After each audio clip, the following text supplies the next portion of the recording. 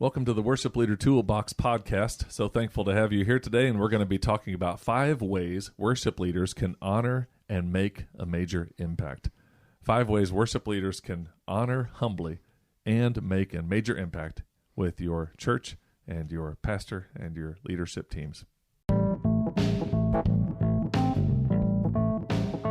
Welcome to the Worship Leader Toolbox podcast, where our mission is to equip and encourage worship leaders and teams in practical components of local church leadership.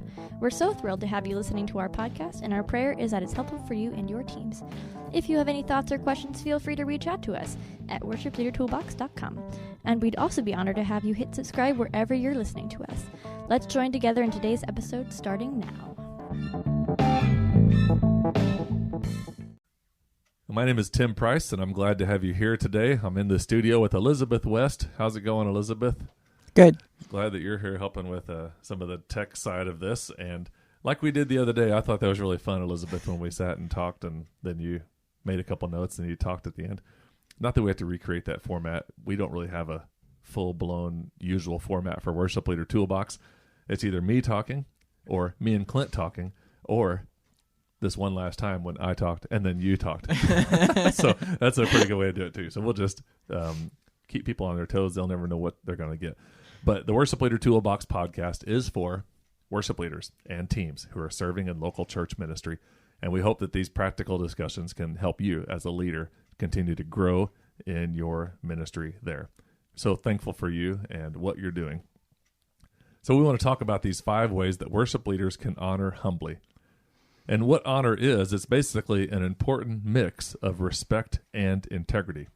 A person can honor someone else by respecting them in word and action.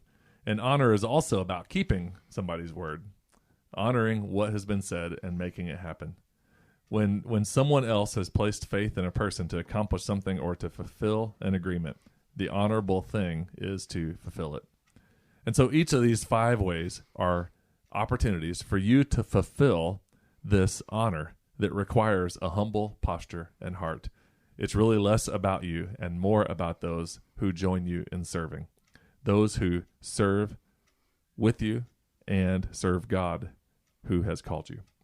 So here are 5 areas that worship leaders need to show honor in their ministry. So area number 1, honor the time.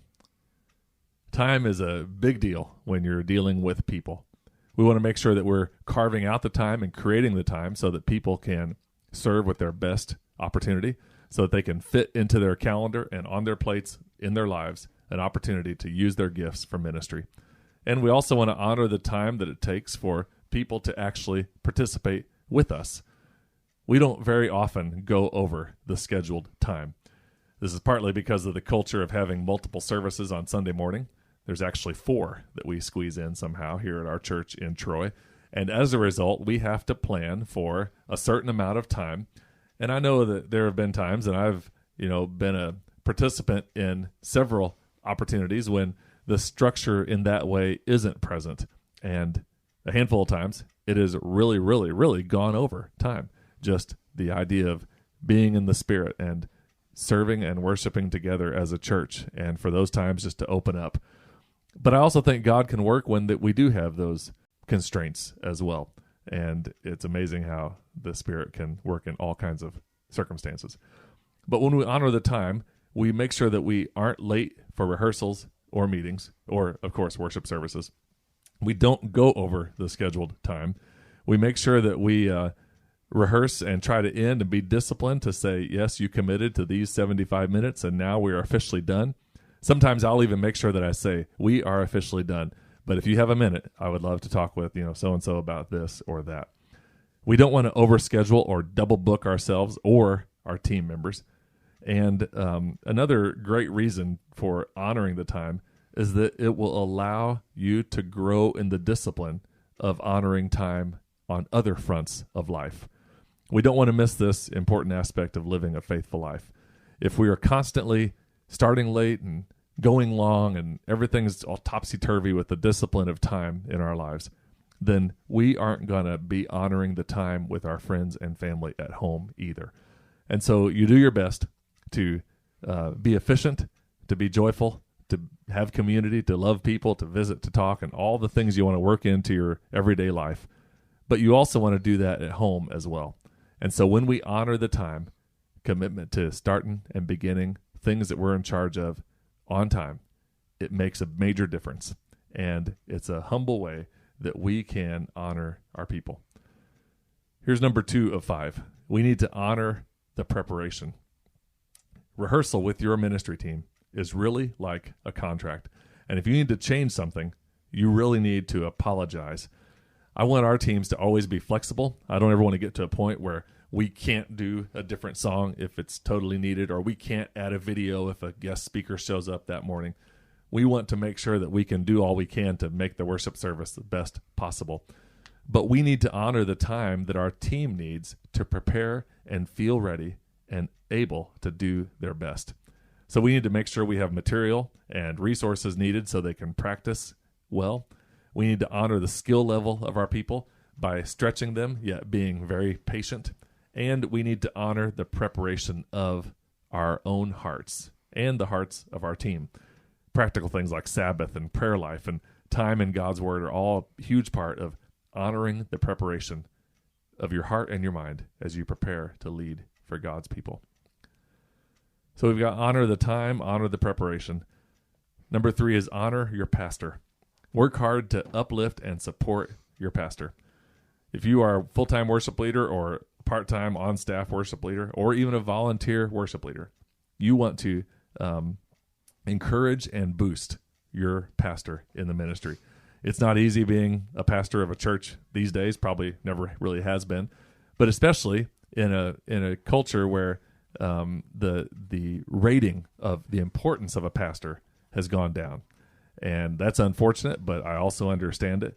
So you as a partner with the pastor and the worship leader are together in this, along with other members of the church, but there's a special connection for the pastor and the worship leader.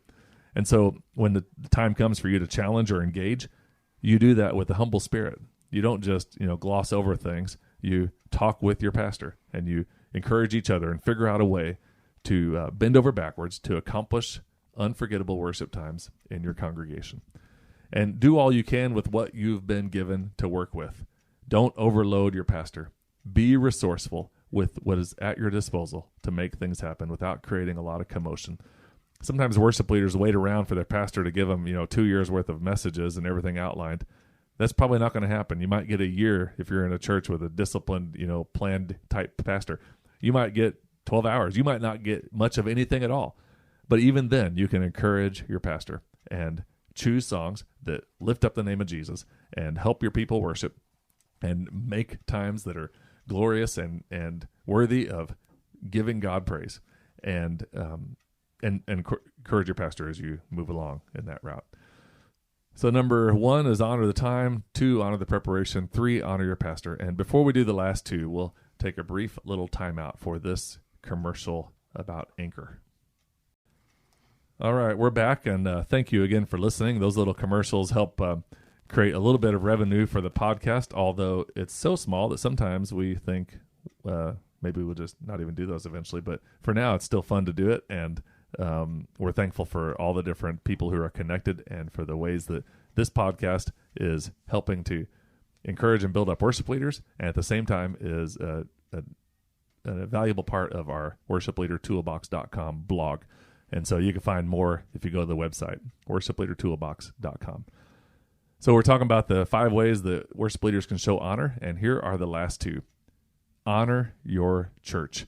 Your church has given you an opportunity to live out your gifts and your calling. Do as much as you are able to do.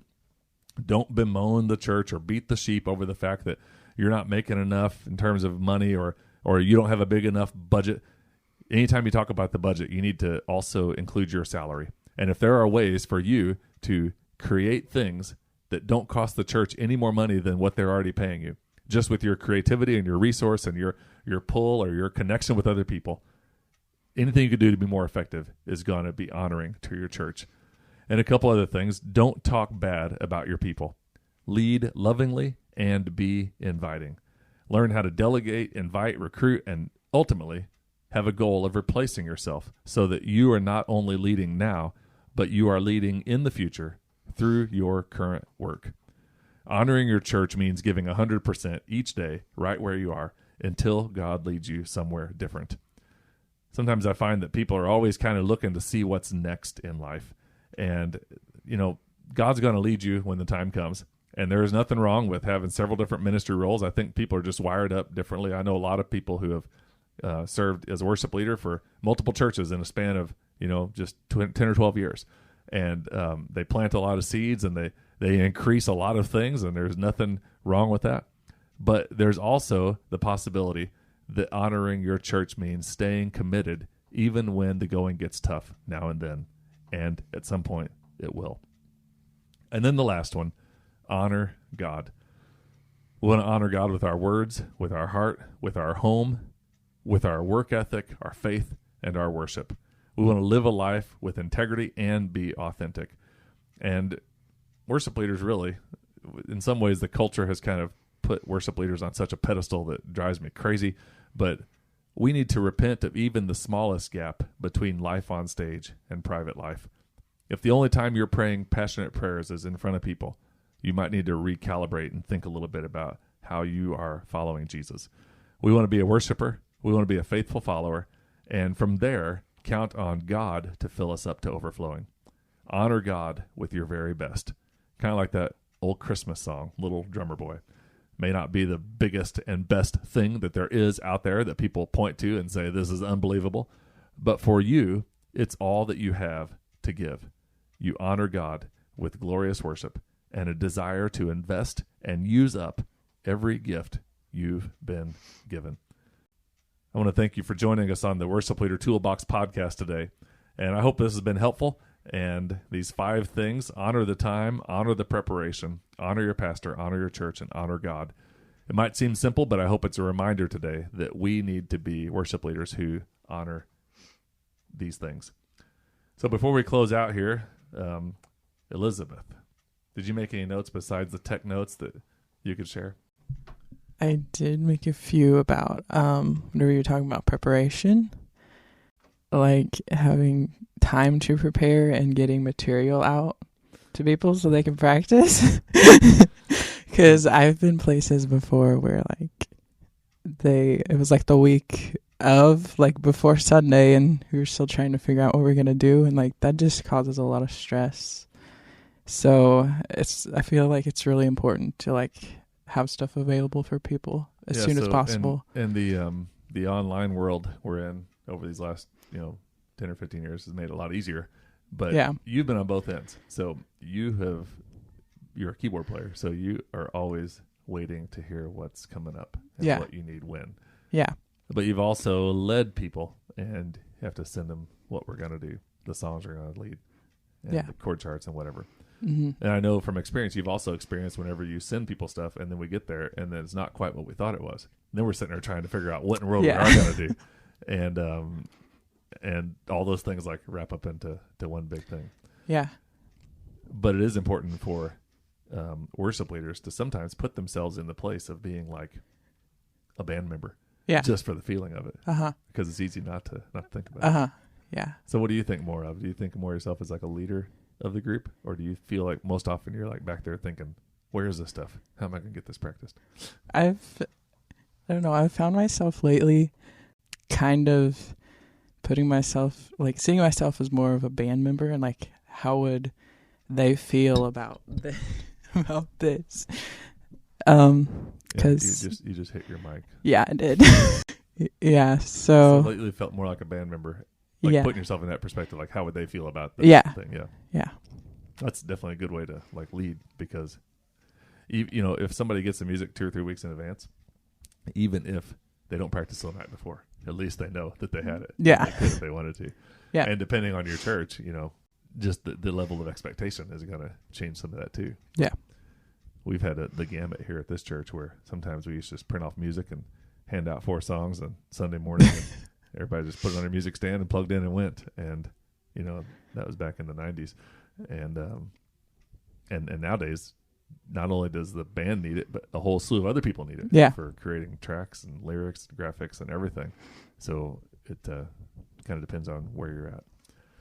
That's good preparation, and that's good to think about preparing from the standpoint of a band member or a team member in general. Mm-hmm.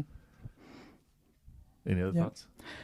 Another thing was the skill level of like the different team members, because I've also experienced a worship team where it was almost like you had to be good enough to be a part of it, which it kind of makes people feel bad because like then they're like really hard on themselves and like, yeah, it's not good.